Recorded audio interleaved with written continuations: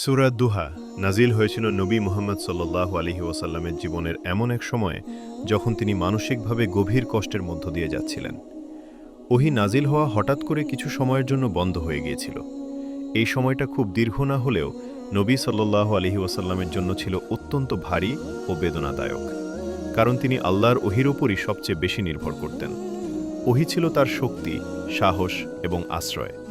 যখন সেই ওহী বন্ধ হল, তখন তিনি ভেতরে ভেতরে অস্থির হয়ে পড়লেন। আল্লাহ কি তাকে ছেড়ে দিয়েছেন? তিনি কি কোনো ভুল করেছেন?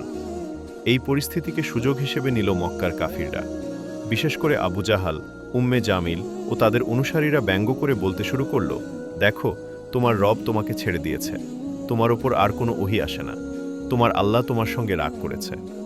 এই কথাগুলো শুধু অপমান ছিল না, বরং নবী সাল্লাল্লাহু আলাইহি ওয়াসাল্লামের হৃদয়ে গভীর আঘাত করছিল। কারণ তিনি মানুষ ছিলেন, তারও অনুভূতি ছিল, কষ্ট ছিল, অশ্রু ছিল।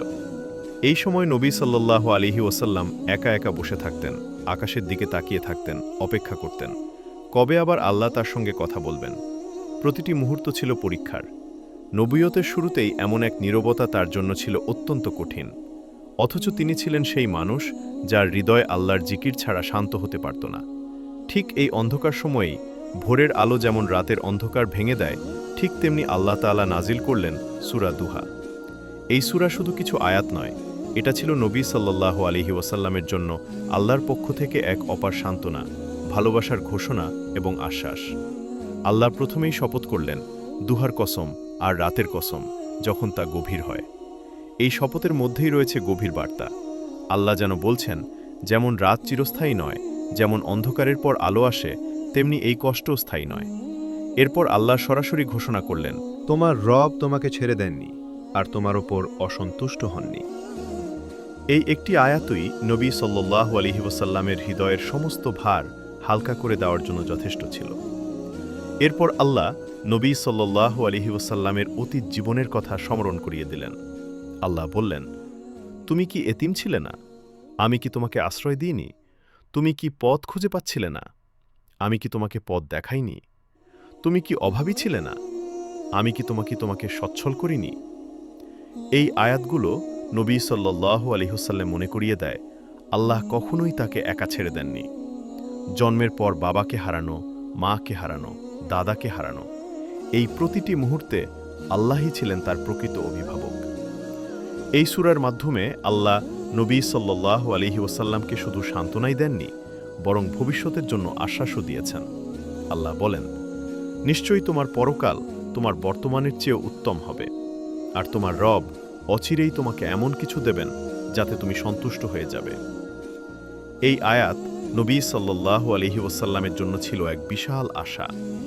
আজ তিনি একা, নির্যাতিত, অবহেলিত, কিন্তু সামনে অপেক্ষা করছে সম্মান, বিজয় আর আল্লাহর সন্তুষ্টি। সূরা দুহায়ের শেষ অংশে আল্লাহ নবী সাল্লাল্লাহু আলাইহি ওয়াসাল্লামকে দায়িত্বও স্মরণ করিয়ে দেন। যেহেতু তুমি এতিম ছিলে, তাই কখনো এতিমকে অবহেলা করবে না। যেহেতু তুমি পথহারা ছিলে, তাই পথপ্রার্থীকে তাড়িয়ে দেবে না। আর যেহেতু আল্লাহ তোমাকে অসংখ্য নিয়ামত দিয়েছেন, তাই সেই নিয়ামতের কথা মানুষের সামনে প্রকাশ করবে কৃতজ্ঞতার সঙ্গে।